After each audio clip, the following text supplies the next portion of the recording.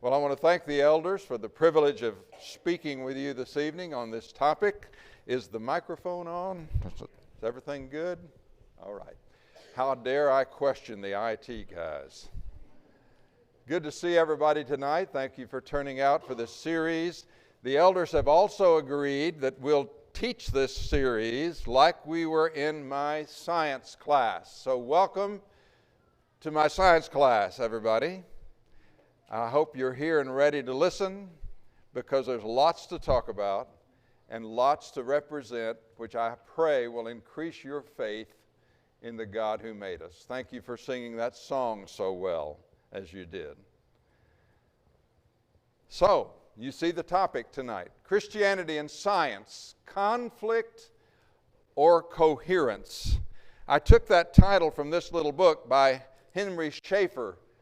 Anybody in this room ever heard of Henry Schaeffer? Probably not. He's not that well known, but he is an outstanding professor of chemistry that's taught in lots of the best schools in America. And the book, Science and Christianity, Conflict or Coherence, is his treatise that came out of a class he taught at the University of Georgia for many years for college credit, that spoke to the fact that there is coherence between Christianity and science, not conflict. And this book is full of examples of many other scientists who believe the same thing. So it is an excellent treatise, and I'd recommend it to you. I'm going to be talking this week about a whole lot of books that you may be interested in pursuing, because we're just barely going to touch the hem of the garment of a lot of things. And if you want to dig in more deeply, you need to get these books and dig in for yourself. So I'm going to provide Tony, our expert AV and IT guy, with a copy of a bibliography that I have made that has all the books I'm going to mention and a whole bunch of others. And the best ones have 4 stars, so you'll know which ones you ought to start with. So that's where this title comes from.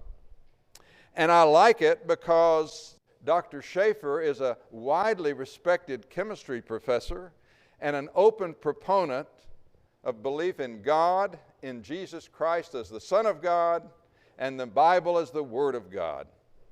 So it is the case, ladies and gentlemen, that the Bible, which of course is the text upon which Christianity is based, makes a claim that supports what I'm about to do tonight.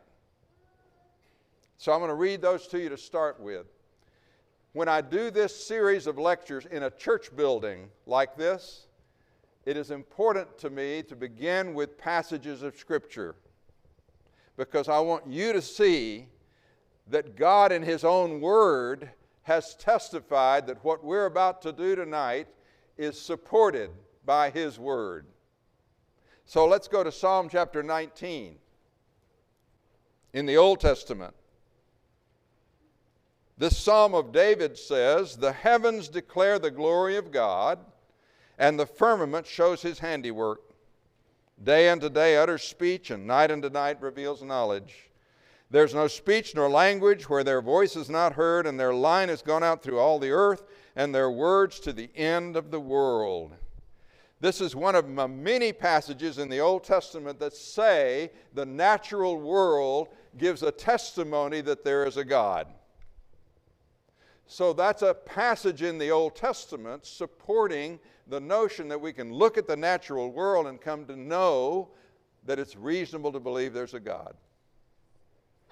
Then I want you to turn to Romans chapter 1 in the New Testament. And this really is the theme passage for this week.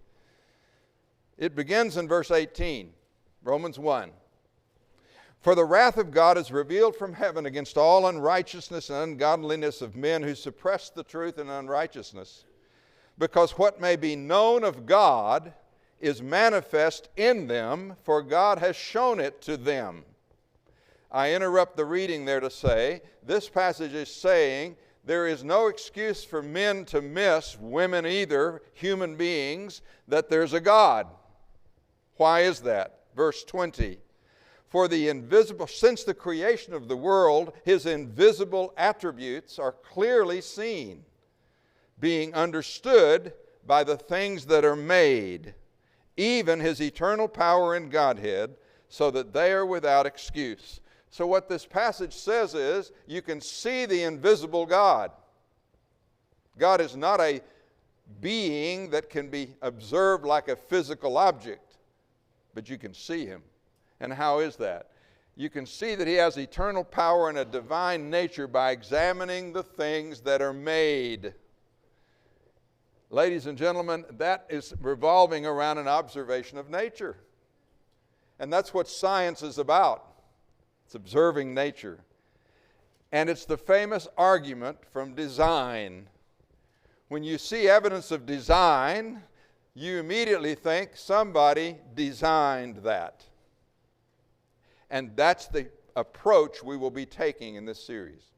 I'm using every night this week the argument from design. And when I get finished, I hope you will, by the way, listen to all three and then go do your study for yourself as well. I hope you will be overwhelmed with the evidence from the natural world that there is a God. I'm starting that with this notion. The Bible itself says it's appropriate to examine nature because there's a grand testimony that God exists. So, please don't take any offense if I say for the rest of my time this evening, I'm going to put this book right over here.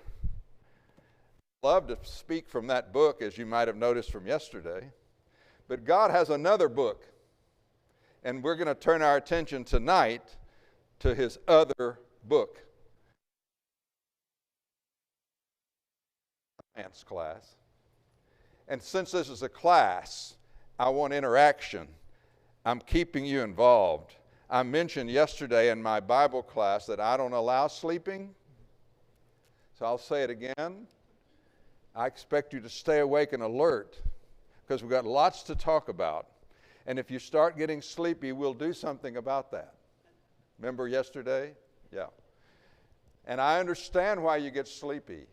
If I were sitting in your chair, I'd get sleepy too, but I don't allow it.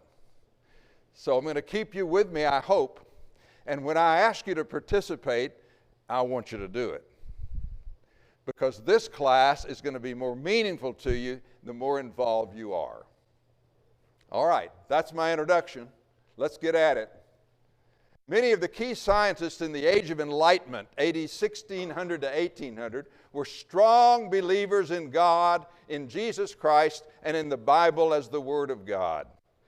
That was the foundation, ladies and gentlemen, of the scientific method, because it's in that period of the Renaissance that men began to understand better how to properly observe nature. So, when people say that Christianity and science are in conflict today, these gentlemen, about which we're going to speak in a moment, would have absolute disagreement with that. So would Dr. Schaeffer in his book, and hundreds of other scientists that have ever lived. And I firmly disagree that there's conflict. No, while there are people today that say you cannot be a believer in God and a good scientist at the same time, they are absolutely wrong. And I want to show you why. Let's start with Johannes Kepler. How many of you have ever heard of Johannes Kepler? About 4 or 5 of you. So he's not the most popular scientist that has ever been. But I want to tell you, if you study his life, he's an amazing scientist. He is credited as an astronomer of examining the evidence that he had in those days. We're talking the 15 and 1600s of the heavens, to the point that he was able to describe the planetary motion, and he determined that it was elliptical rather than circular, which was quite a change from what men believed, quite firmly. And his evidence was based on what had been observed by great astronomers like Tycho Brahe and many others. But folks, he did all his calculations using logarithms. God forbid. We have calculators. It was a challenging time. The man was a brilliant scientist. I want you to listen to what he said. I was merely thinking God's thoughts after him. Since we astronomers are the priests of the highest God in regard to the book of nature, it benefits us to be thoughtful, not of the glory of our minds, but rather above all else of the glory of God. Don't you love that? He believed that when he was discovering things about nature, he was thinking God's thoughts after him and unfolding to mankind the secrets of the universe which God made. That was not unusual in those days, as these men uncovered some of the great evidences of God. How about this one? How many have heard of Isaac Newton? You better raise your hand for that one. He's probably the greatest scientist that ever lived. I think so. And I can give you lots of reasons for that. He independently invented the calculus. I taught calculus for about 30 years. Some of you were my students. And you may remember that we had calculus at 8:15 in the morning, right, Kathy? Best hour of the day, class. You walk into my calculus class at 8:15 and I'm smiling. Good morning. Happy to have you. You're studying a topic that's the most important class you will take if you're in the mathematics and sciences, because it studies the subject of infinity. And infinity is the closest you'll ever get to thinking God's thoughts after him. So, I'm not going to teach you calculus tonight, but not only did Isaac Newton teach it, he invented it. I'd say that's pretty good. And of course used it for amazing things. He also formulated the classic laws of motion, and he invented and applied the universal laws of gravitation. He's credited with mathematically describing the law of gravity, which impacts us all, and which has had tremendous influence in the natural world. He built the first practical reflecting telescope. He pioneered studies of light and optics. His works on optics opened up the vistas for so many further discoveries after that. And he theoretically determined the speed of sound, and we could fill this board and these whole walls with things he accomplished. Now I want you to listen to something he said in the general scholium of his most important work, the Principia. It's the general introduction. Though these bodies, speaking of the heavenly bodies in our solar system, may indeed continue in their orbits by the mere laws of gravity, yet they could by no means have at first derived their regular position of the orbits themselves from these laws. Thus, this most beautiful system of the sun, planets, and comets could only proceed from the counsel and dominion of an intelligent and powerful being. And if you're not aware, Isaac Newton spent more time studying the Bible than he did the natural world. Only probably the greatest scientist that ever lived. There is no conflict, ladies and gentlemen, between belief in God and the natural world proclaiming that. The sciences clearly do. Well, if you were in college in England in the early 1800s, this is the class everybody took in college. So you would have taken this class. It's called Natural Theology. And notice the subheading, Evidences of the Existence and Attributes of the Deity Collected from the Appearances in Nature. The whole book is showing you how nature teaches you there is a deity. And one of the most famous parts of that book is the famous watchmaker argument. Have you heard that one? Probably most of you have. I'll just give you just a little bit. And may I do it in British? Welcome, ladies and gentlemen, to Natural Theology. Now I ask you, class, were you to walk across a heath and kick over a stone and there you found a watch? Would it be your reaction that that watch just somehow got there by itself? Highly unlikely.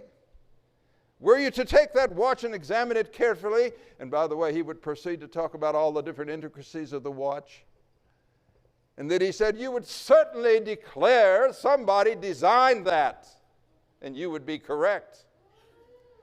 Nature is full of such instances, only far more complex. than any watch.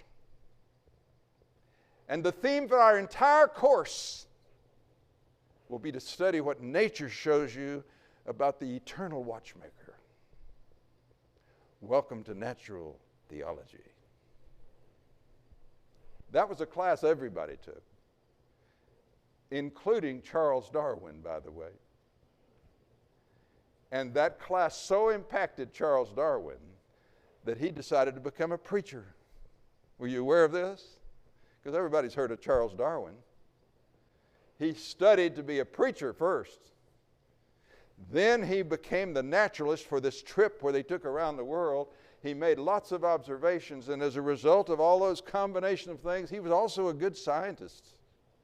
Made lots of observations, and coming out of that, he began to question whether every species of living things was made by God just like it is and where it is, and that species are inviolate.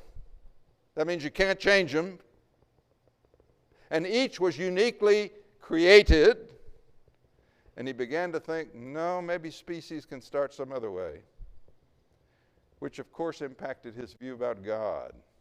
And we'll talk a little more about that. The fact is, he took this class. I hope we can do even better than William Paley in the next 3 days, because I will tell you something. We've discovered in the sciences in the last 100 years more than all the time together before that about how life works. You live in the most exciting time in the history of mankind. So I hope you have loved the sciences, and if you haven't, you need to start. I'm going to try to convince you. In fact, my real goal these 3 days is for you to walk out of here absolutely stunned with what you've just learned. May I say one more thing before we get into details? You're not going to understand everything I talk about. And my conviction is I need to give you enough detail to blow you away. Whether you understand every detail of all of it or not, you'll get the point. So don't worry if you get lost some of the time. Get the big picture, and you will be stupefied. So here we are now in the 20th century. How many of you watched part or all of the Sagan series on the cosmos? That was the most popular TV science program ever produced. And in the original program, here's what he said: the cosmos is all that is, or was, or ever will be. That, ladies and gentlemen, is the ultimate expression of scientific materialism. And that's what Carl Sagan believed. But ladies and gentlemen, that is not a scientific statement. Science can no more tell you that.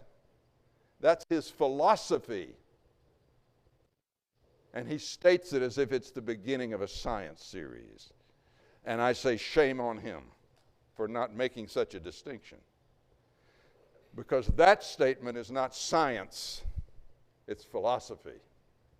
But that's where our science has turned in the 20th and 21st century. And it gets worse. Richard Dawkins, 1941 to present, British evolutionary biologist and author, professor of the public understanding of science at Oxford University in England, one of the most prestigious universities on earth. I bring him up, class, and I will use him several times because he has been given the title of Professor of the Public Understanding of the Sciences. And I would say to you, my judgment is he has become one of the most unlikely characters to be doing that. And he's made all kinds of statements that cannot be supported well at all. But he's the one trying to explain to you common folk and me what science is all about. And he's completely wrong about any number of things. So he wrote a book called The Selfish Gene in 1976, in which he criticized positions of faith. He says faith is blind trust In the absence of evidence, even in the teeth of evidence, it is a process of non-thinking. Well, that's not very nice. I will tell you, no matter what position you take on origins, how things came about, it's going to be a position of faith. You're going to believe it based on an evidence that supports it. And it doesn't have to be blind. Folks, in the Bible, when the Bible speaks of faith, it is the substance of things hoped for, the evidence of things not seen. God wants our faith to be founded on evidence. He never has expected us to just close our eyes and say, I believe it. And anybody that takes a position on origins is in the same place. So he's totally wrong about that. And he misrepresents faith. And then he wrote another book, which is worse, called The God Delusion in 2006. He said, if this book works as I intend, religious readers who open it will be atheists when they put it down. So he just openly says, my goal is to convert you to atheism. And then he says, among many other hateful things, God is a delusion, a psychotic delinquent invented by mad, deluded people. Is that nice? That's not nice at all. And it's a complete misrepresentation. So, Henry Schaeffer, Isaac Newton is a psychotic delinquent? If that's the case, there's an awful lot of folks who don't agree with that. But here's this blatant human being, the professor of the understanding of science, speaking this way. I will tell you, there are lots of scientists embarrassed by him. Doesn't shut his mouth, however. So how did things so radically change in 200 years? From the 1600s to the 1800s, the majority of famous scientists believed in God. Not anymore, class.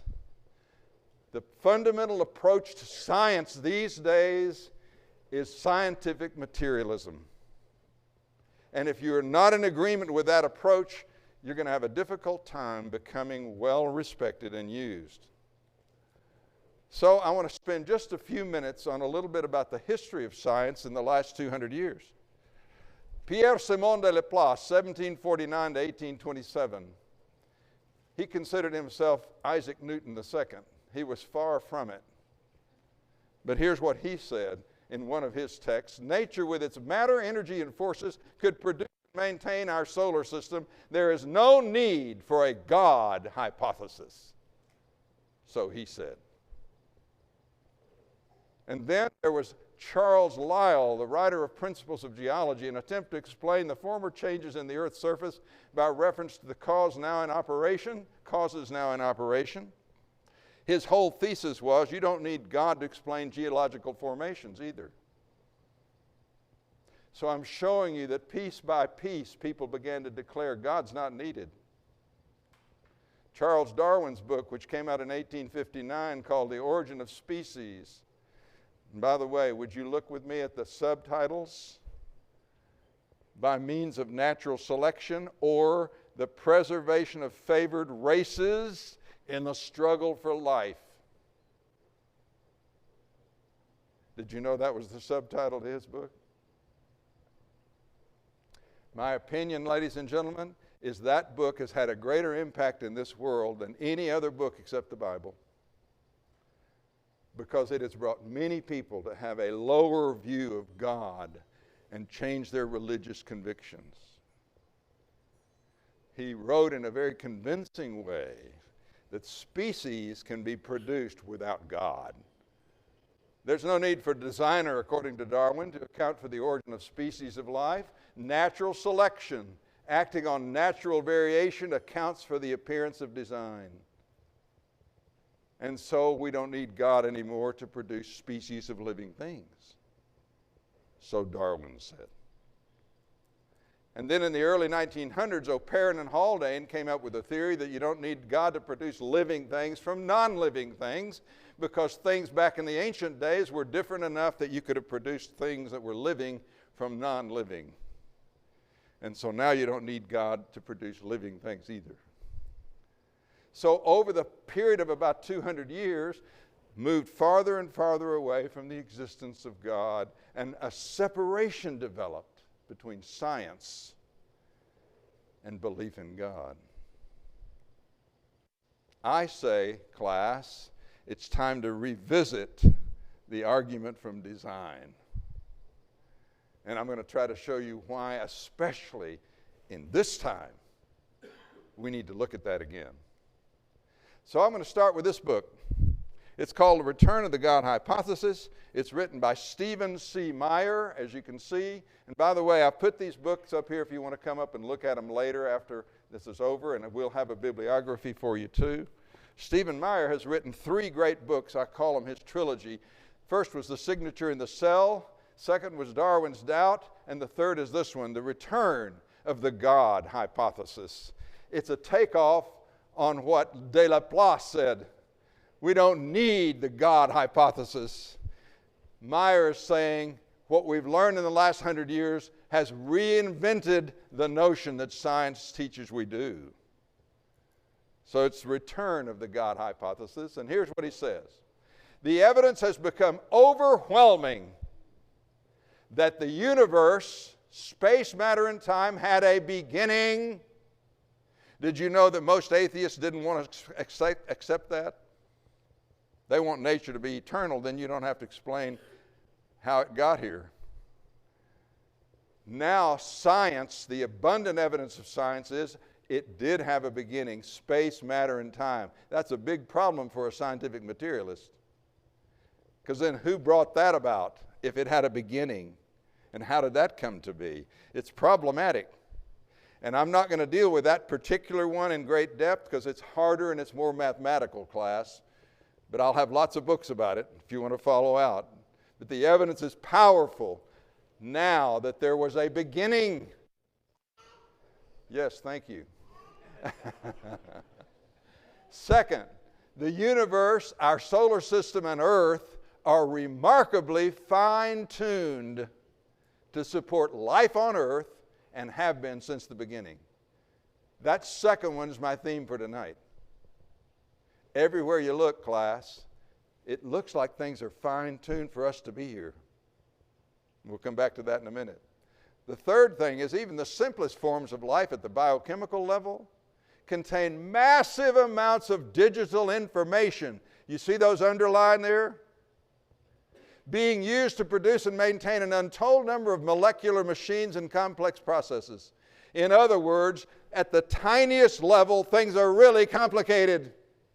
And they have lots of information being used to do amazing things that sure look like somebody made that. Those 3 things were not known years ago. And today, science strongly supports every one of them. So let's talk a little bit about number 2 up there. And I'm going to do that by introducing another book here. This is called The Goldilocks Enigma. It's by Paul Davies. Class, Paul Davies is an evolutionist through and through. He's a scientific materialist. He does not believe in God. But he's honest enough in his book to portray what's really the case. So I want to read you just a couple of the statements from his book. And the first one's up here. One of the most significant facts about nature, arguably the most significant fact about the universe, is that we are part of it. Would you agree? It's remarkable that there are human beings that can do the stuff we do. We are the most remarkable creatures on the face of the earth. Then he says, everyone agrees that the universe looks as if it was designed for life. So I'm going to read you another statement here on page 3. On the face of it, the universe does look as if it's been designed by an intelligent creator expressly for the purpose of spawning sentient beings. That means beings that think. And I say, amen. It sure looks like that everywhere you look. And he admits that. As I shall discuss in the following chapter, science is at last coming to grips with the enigma of why the universe so uncannily is fit for life. So class, I want you to remember this one if you don't remember anything else. What science has learned is everywhere you look, it looks like things were designed so we could live here on earth. We human beings. That's what it looks like. And folks, if you were in a court case, the evidence is the same for both sides. Nobody disagrees with what I'm about to tell you. The question is, how do you interpret it? And I will tell you, it's a challenging thing for a scientific materialist to explain how everything is so fine-tuned so we can be here. It's problematic. So he calls it the Goldilocks enigma. I wonder why. Well, you remember the story of Goldilocks, don't you? Kids, can y'all help me? What did Goldilocks do? Didn't Goldilocks go out in the woods? What did she do? Yeah, she went to a house of the, how many bears? 3 bears.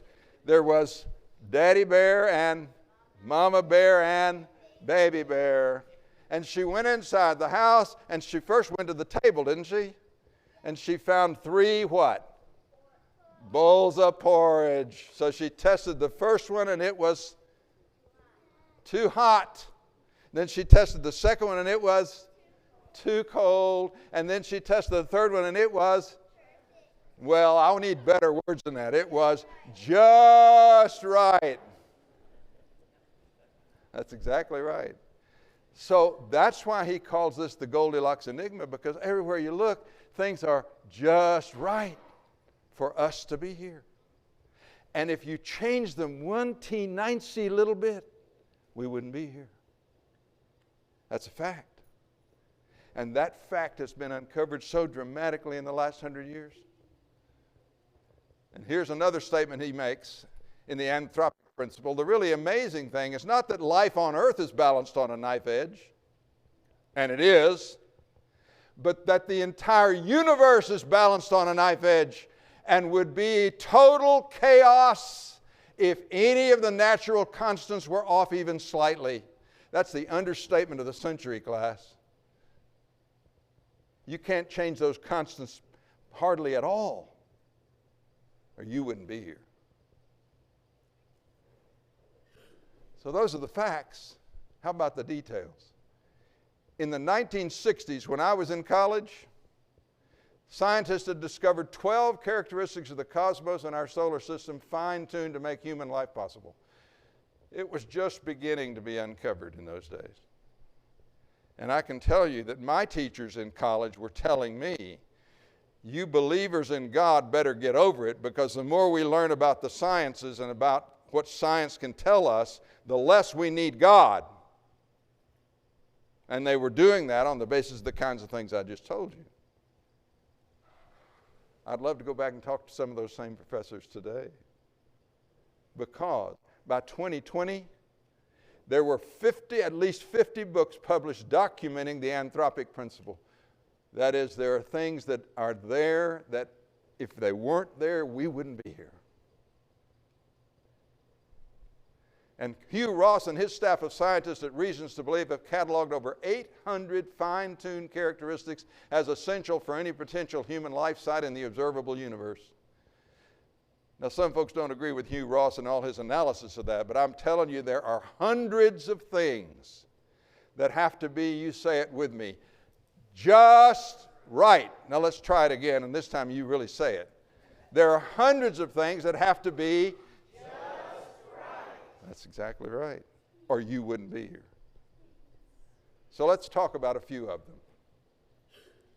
To do that, I'm going to introduce you to another book here. This is called God's Crime Scene by J. Warner Wallace. If you mamas and daddies want to start with a book, this is the one you ought to get first. God's Crime Scene. J. Warner Wallace was raised by parents that were atheists. His daddy was a detective in the police force. J. Warner Wallace became a detective in the police force. In fact, he became so good at it that they put him on the cold case detective. What's a cold case detective guy do? They can't figure it out. Yeah, they have a case that's old, it's gotten cold, and he'll take one of those cold cases and uncover it. and oftentimes solve it. That's a tough job, class. As a result of his work as a cold case detective, he was eventually convinced that Christianity was true. And he wrote this book to convert his own daddy. Hadn't worked yet, but he's working on it. And so this book is a wonderful treatment of how you take evidence and it can lead you to a conviction. And that's built on how many things are, say it, just right. So, here's what I'm going to do. I'm going to take a little bit of his chapter 2. Every chapter in this book is built around a case that he solved. So, I'm looking at you real closely and see if anybody's looking sleepy, because this is not nighttime reading. I'm telling you the story for a purpose.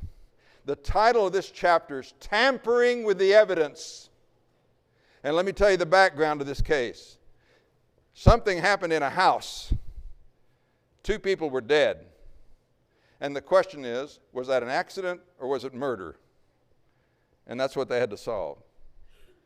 And so what you do is examine the evidence in the house and around the house and all that relates to it.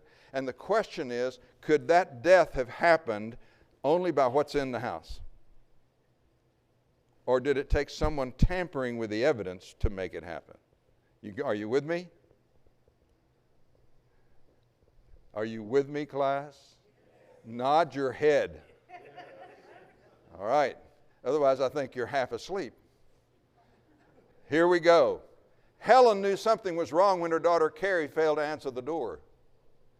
It was a bright summer afternoon. Carrie said she'd be home. Her car was indeed parked in the driveway.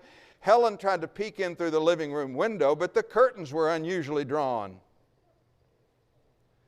Carrie never locked the back door, but when Helen walked around to the backyard of the old house, she found the door locked and all the windows closed. That wasn't like Carrie. She usually left one badly worn rear window slightly ajar. Not this time. Helen began to panic. She knew Todd and Carrie had a tumultuous marriage, one that included physical violence. Todd had moved out, but Helen was still feared for her daughter's safety. You see, the couple had a child named Lexi, but the violence had only intensified since her birth. A week ago, Todd had threatened to kill Carrie. And just last night, Carrie had called and confided to her mother that there had been another fight. When Helen couldn't get Carrie to answer the door that afternoon, she decided to call the police. The officers responded and met Helen on Carrie's front porch. After getting approval from their sergeant, they forced an entry into the home. Approaching the rear of the house, the officers began to smell gas. So they backed out and called the hazmat team. And I'm not going to read you all the details, but the hazmat team came, followed up by these detectives, and they did a lot of background work, and they used the evidence that started to pile up. Let me just tell you 4 big things that they found. One, there was a pocket door at the bottom of that stairwell that led upstairs that was closed and wouldn't open. She never closed that door. Second, the door to the master bedroom upstairs was closed, and there was a pile of laundry in front of it, dirty laundry. Are you kidding? She never would have left dirty laundry anywhere.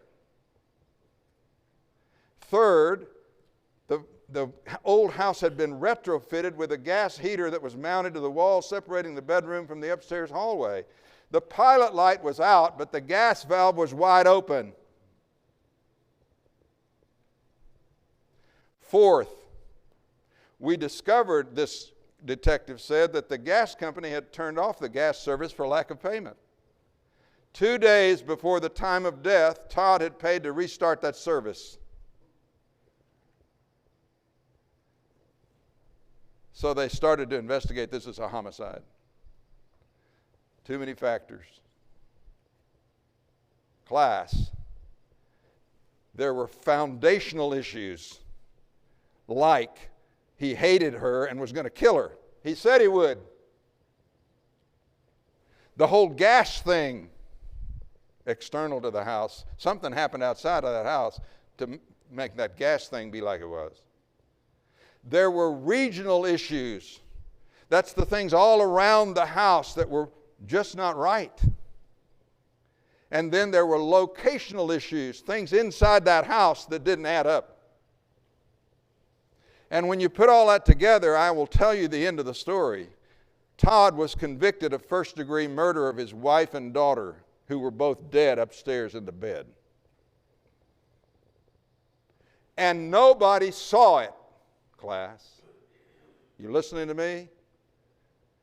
He was convicted on the combination of circumstantial evidence that was overwhelming.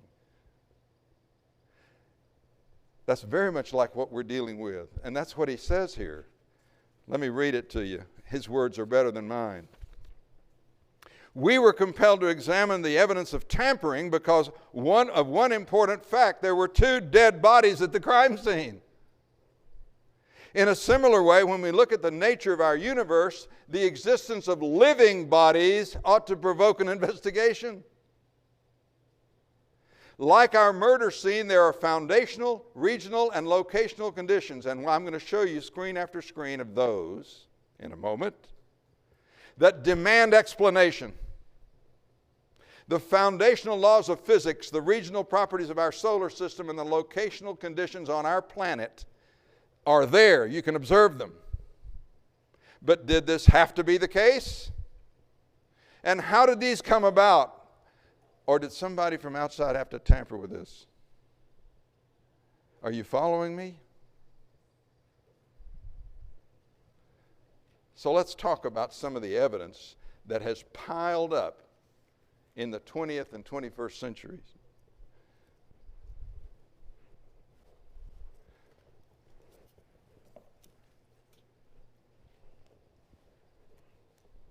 We have learned a whole lot about the laws of nature and its physical constants and ratios. I could talk about one of those for the next hour. There are hundreds of them. So I want to talk about one. Isaac Newton discovered the law of gravity and expressed it mathematically. I'm going to say it to you mathematically. The force of gravity is equal to the gravitational constant times the mass of object 1 times the mass of object 2 divided by the distance between them squared. You got that? No. But that's the formula for the force of gravity.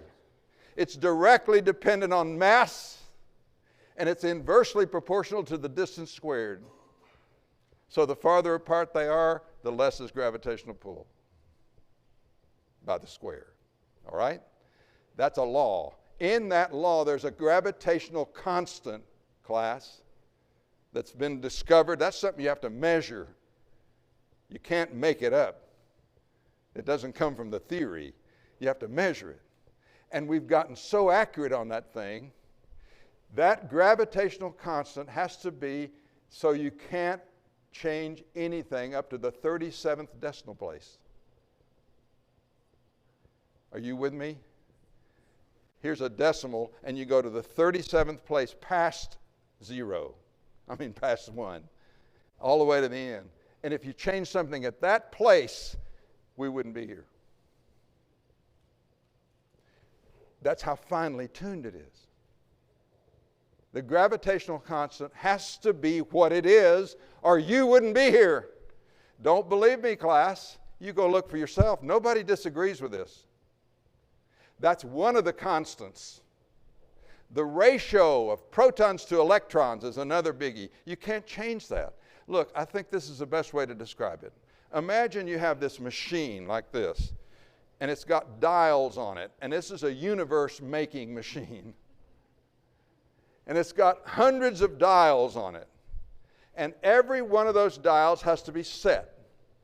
The setting for the dial for this thing is different from that one, is different from that one. But every one of those dials has to be, say it.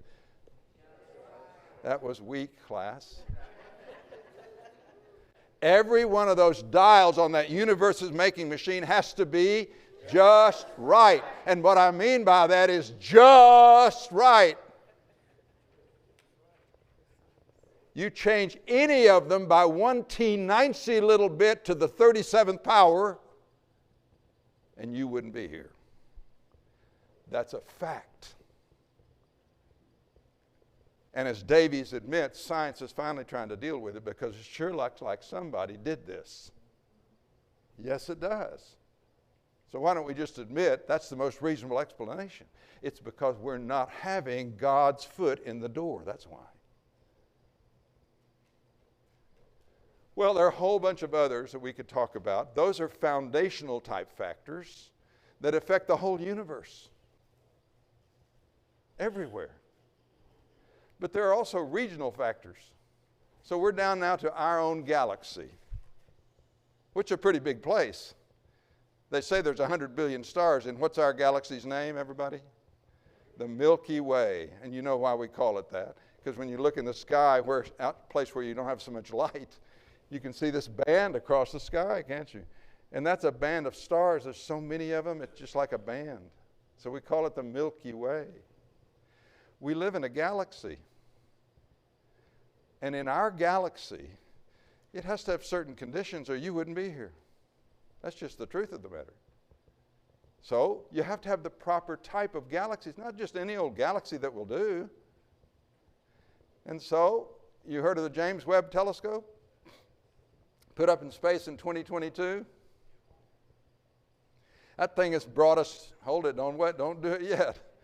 That thing has brought us information we've never had before.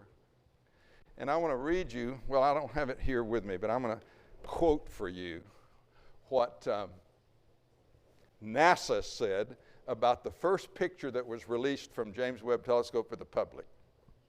This was released in July of 2022, I believe. Here's what NASA said. The picture you're about to see, and I'm going to show it to you on the screen here in just a minute. If you took 1 grain of sand, 1 grain of sand, are you with me, class? And you held it out at arm's length and closed one eye, what you're about to look at is the amount of this universe that would be covered up by that grain of sand.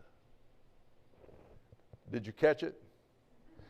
In other words, that grain of sand is going to block out a little bit of what you're seeing, right? The piece that it's blocking out is what you're going to be looking at. I don't think you got that yet. Is that a teensy little bit of the universe? It's enough for a grain of sand to block out. That's not much, is it? The picture that the Webb telescope is giving us was able to project so far out into space that you're seeing things that far away, and look what's in it. Go, lights out. All of them. See, you live in too much light around here. It's called light pollution. Just look at that. All of that we've never seen before because it was such a small place in space, we couldn't see it, but the James Webb Telescope could make pictures of it. And it's a complex process to make pictures of that. It takes a long time. But look at all these. I mean, you might say to yourself, look at all those stars. No, class, most of those blobs are galaxies. That's a galaxy. That's a galaxy. So is that. See this one right here? What does that look like? Can you tell? Can you see the spirals coming out there? That's a spiral galaxy, looking at it on its top. That's galaxies all over the place.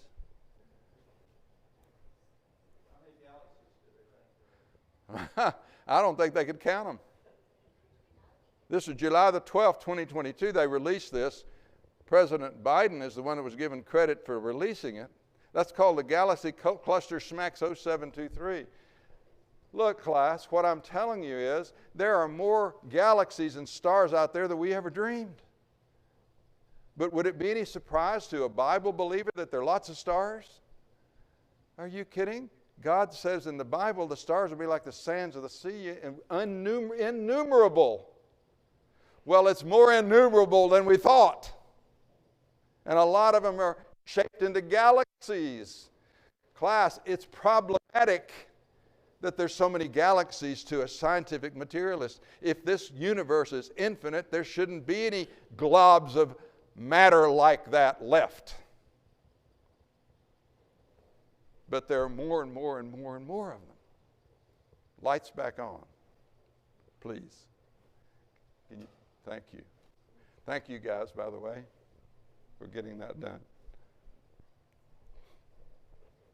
There are three basic types of fundamental galaxies. Ellipticals, you see those? And irregulars and spirals. I will tell you, there is no disagreement. You can't have a solar system like ours in elliptical and irregular type galaxies. There's lots of reasons for that. It needs to be a spiral galaxy.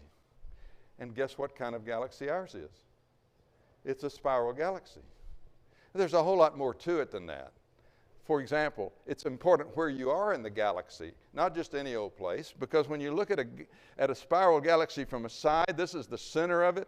It's got a big old glob in there. If our solar system were sitting in here, there would be so many forces acting upon it, you would have nothing alive. It wouldn't even be there. There are only a couple of places in a spiral galaxy where you could have such a system.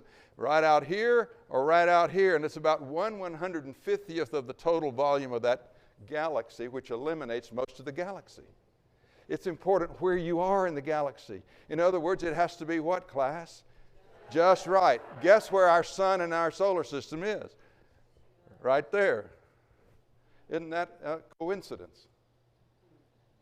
See, my question to you is going to be, how many coincidences does it take for you to say, I give up, somebody did that? That wasn't a coincidence. Well, so far we've talked about just a tiny few, and I'm telling you we could multiply it into the hundreds.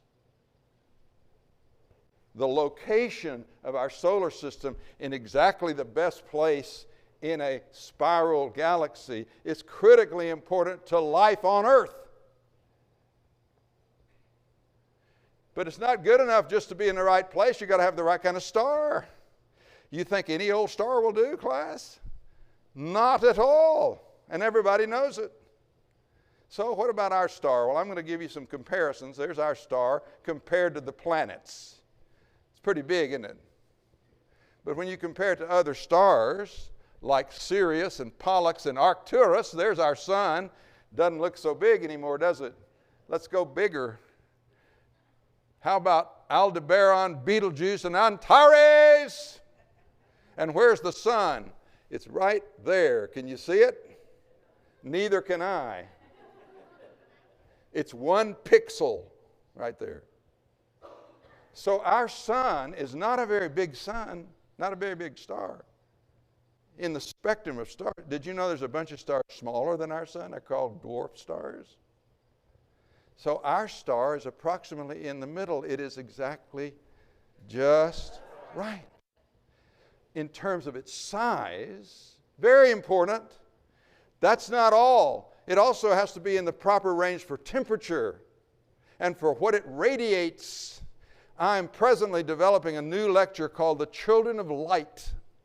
You, class, are children of light, not just because you're Christians, but because light is absolutely critical to you being alive. And we get exactly the right kind of light from our sun. It is just right. The kind of radiation the sun puts out, and at the level it does so, is extremely critical, and it's within a very narrow, limited variable. And if it weren't, you wouldn't be here. So you need to get on your knees and thank God for the sun.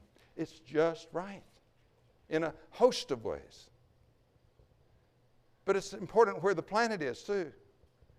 Just because you have the right sun doesn't mean you're going to get life on a planet, right? Is anybody looking for life on Jupiter? Are you kidding? Jupiter is so huge, it has all kinds of problems. It's going to support life. How about Neptune and Saturn and Uranus? And those are too big, class, or too hot.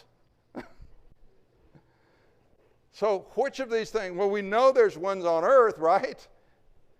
What's that one right there? No, that's not Mars. The closest in size to Earth is Venus, and that's Mars, and that's Mercury, and that's Pluto, which we're still counting. By the way, how many moons does Pluto have? Did you find out like I asked you to? 3. You're missing 2. But I'm glad you looked. You must have looked at an old encyclopedia, because that latest mission to Pluto discovered 2 more. So my next assignment, class, is to find out the names of the 5 planets, moons of Pluto, okay? I'll ask you tomorrow. All right, are they looking for life on Venus, class? It's the closest in size to the Earth. No, they're not looking there. You know why? It's too hot, and most of its atmosphere is sulfuric acid. Not real good. Not a good place for living things. And it rotates backwards. It's kind of a stupid planet. The fact is, it has properties that doesn't support life. Folks, it's not just good enough to have a planet the right size and in the right place. You see, there's a habitable zone around a sun where you can have living things. You have to have the temperature regulated between 0 and 100 degrees for water to exist primarily as a liquid. And that's not just anywhere. So you see what I'm saying? The location of the planet is important, but are there 16 other things about that? Yes. Size, location, how it rotates. There's a whole host of things relative to our Earth that matter. So here's locational things. Now we're down to Earth itself. Folks, the Earth has to have a proper mass, a proper spin. You know how important it is how our Earth spins? Critical. Did you know it's tilted at 23.5 degrees? What does that help us with, class? The seasons. We have, how many moons does Earth have, class? 1. Did you know that our moon is... You didn't know too well because that was terrible. We could spend a month talking about the importance of the moon to living things. And if we had more than 1 moon, it would just mess things up. We have the right size moon with the right rotation. There's so many things about our moon that's just right. And you don't have any appreciation for that enough, but it's the truth. And then if you start looking at the Earth itself, its atmosphere and its crust and how many other things, and then the biochemicals that we're going to talk about tomorrow night, and cells and the machines that are inside them, hundreds of things. There's a modern day picture of one cell. You mamas and daddies and grandparents who haven't been in school for a while, we know so much more about what goes on in that cell now. I've been reading the last 2 weeks a new book called How Life Works. And I want to tell you, the man who wrote it is a complete and utter evolutionist. He thinks somehow nature did all this. It makes me want to throw up. But the stuff we're discovering about how the complexities of life at the biochemical level, it's overwhelming. I've been crying over the majesty of what we're beginning to uncover. We don't know anything yet. And what we do know is so powerful, there is no way on God's earth that that happened without a designer.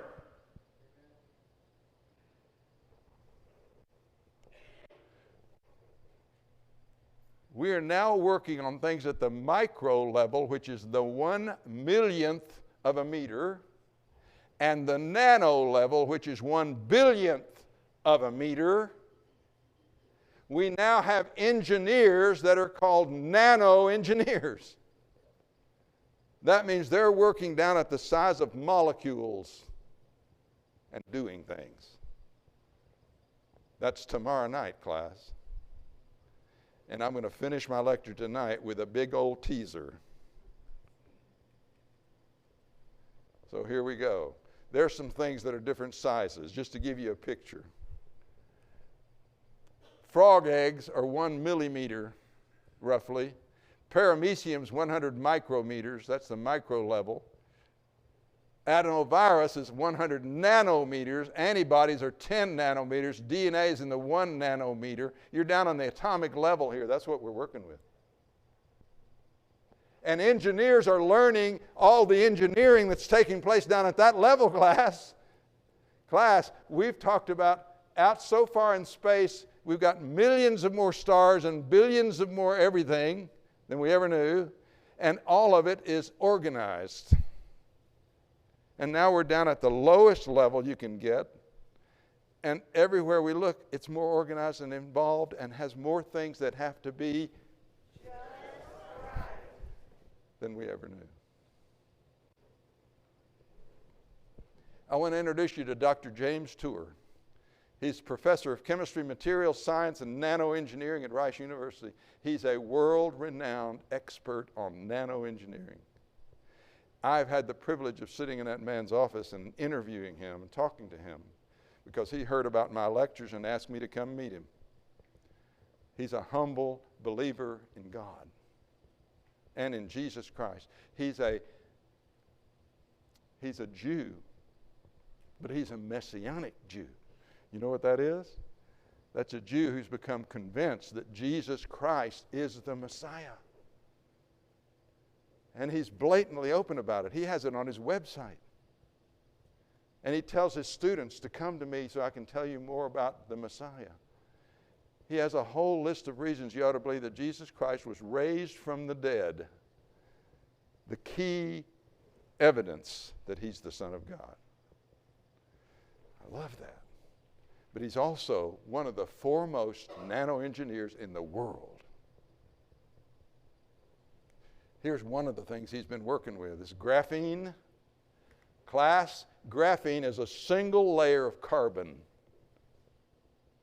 Just carbon. You can see it's kind of structured there. We've been able to produce graphene in recent years. And now we're testing what all it can do for us. Here's one of the tests that he did. He took a little mouse like this, and he cut his spinal cord, severed it. That's not nice. Then he placed graphene in there between it with some other chemical substances and closed him back up and turned the little guy loose in a cage, of course. And over the next month or so, he grew back about 80% of his capacities. There's not a good explanation for all that yet, but it worked. Somehow the graphene helped that knit back together. Not sure how. I'll tell you another application. He's saying graphene put in concrete allows you to take a lot less concrete for the same strength. So he's hoping to reinvent the coal industry, which is being decimated by our own administrations. And he may invent something that's going to help us reinvent that whole industry, which would be wonderful. The point is, the man's a genius who's doing all kinds of practical things using science at the nano level. So, class, he has a team of about 30 people. If you've got things going on you can engineer at the nano level, of course you've got to build a car. So he's built a nano car. You see it up there? It's got 4 wheels, it's got an axle, it's got a drive shaft. This part turns around and that's what drives it. See it over here? That makes it move. It moves on gold foil. And you can make it move by shining light on it or blowing chemicals on it, and it'll move. It's incredible. The series of pictures here shows you it moving. Let me see where it is here. See this, that, and that? It's moved from here to there. It's not going to fly away, folks, but it's moving. So, of course, if you got different ones making nano cars, what's the next thing you got to do? Have a race. So we had the first International Nano Car Race class, April 28th and 29th in 2017 in Toulouse, France. The competitors were Austria and the U.S., which is Rice University's team, France, Germany, Japan, Switzerland, and another U.S. university, Ohio University. And I'm very pleased to tell you that after the race was completed, the Austria-U.S. team won the whole thing. They went 150 nanometers in 1.5 hours. You remember what a nanometer is? Take a meter and divide it into 1 billion equal parts. And this thing moved 150 of those. Well, that's about like But that's whipping along for a nano car class. Switzerland came in second. They went 133 nanometers in 6.5 hours. And the rest of them gave up. So is it easy to build a nano car? No, it is not, class. Neither is anything else at the nano level. And you're going to tell me that those engineered things we're seeing at the nano level weren't designed by somebody? You need your head examined. I got to tell you this one thing. Hang in here with me. This was the original nano car that he designed, he and his team. Took them years. It moved 1.8 revolutions per hour at 60 degrees. In other words, that motor moved 1.8 times in what? In an hour. I mean, it rotated 1.5 times in an hour. I mean, that is slow, class. And of course, it didn't get anywhere. So they started over, and they reproduced another one, and when they ended up using it, the only difference between this one and that one in this rotor part, look at this. You see that S right there? That's a sulfur in this 6-carbon ring. Sulfur's replaced it. Over here, it becomes a 5-carbon ring. That's the only difference between those two. And so when they ran this little guy, he went 3 million RP per second. That's the one that won the race. Now, class, did he know when he started designing that second car that's how it would work out? He did not. They started over and used all their human intelligence they could work with to try to design a car that really worked. And it did. I'm telling you, that took engineers. So here's some comments from him. The nano cars built by the Rice University team were much smaller and far less complex than the kinesin and dynein walkers and other molecular machines common in every living cell. Here's what he said. What we did is nothing compared to what nature's already doing. The Rice team has been working on nano cars for over 20 years. Every molecular machine in living cells is much larger, at least 10,000 times, much more complex, and much more sophisticated. Here is a taste, class, of the amount of work and intelligence it took to produce a nano car. What I'm about to show you is a part of an article he wrote for those guys that all lost the race, to tell them what he did to build a nano car with his team. So everybody's eyes on the screen. Now I'll let you read that for a minute. Details of one molecule characterization. Are you finished? Here's page 2.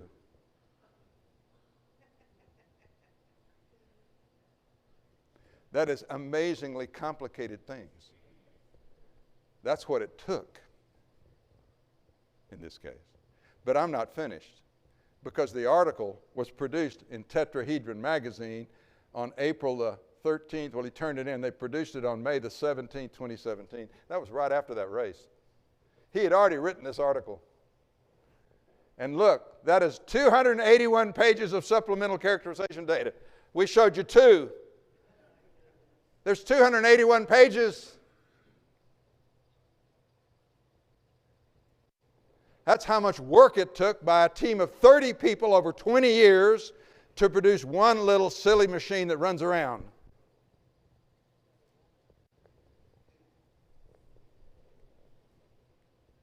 We know nano cars were designed by intelligent human engineers, don't we? And we know good and well they would not have happened without it. And there are all kinds of factors that have to be for a nano car to work. And there are thousands of them in every cell in your body that are much more complicated than anything like that. So what about living cells with all their thousands of nanomachines, which are far more intricate, complex, and interdependent and full of digital information? Can we honestly say that came about by any means other than God made it? I don't think so.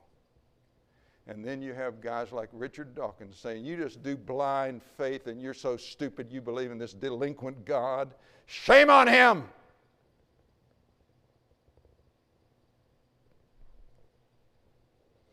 Christianity and science are not in conflict, class. When you examine things in nature, everywhere you look is design. Everywhere. And design demands a designer. And this designer must be amazingly far beyond anything we can imagine. Science shows us that everywhere we look, from the macroscopic to the microscopic, things look like they are made. Or as Davies said, they look like they have to be just right. Still pretty weak. You are not stupefied yet, but you will be. You're past it. Is it reasonable to believe in God in this scientific age, class? It has never been more reasonable in the history of mankind. And do you ever hear that in the public media? But you're hearing it tonight. And don't you miss tomorrow night and Wednesday night. Thank you for your careful attention and your good participation. I hope you remember just right, because it's the truth. Thank you.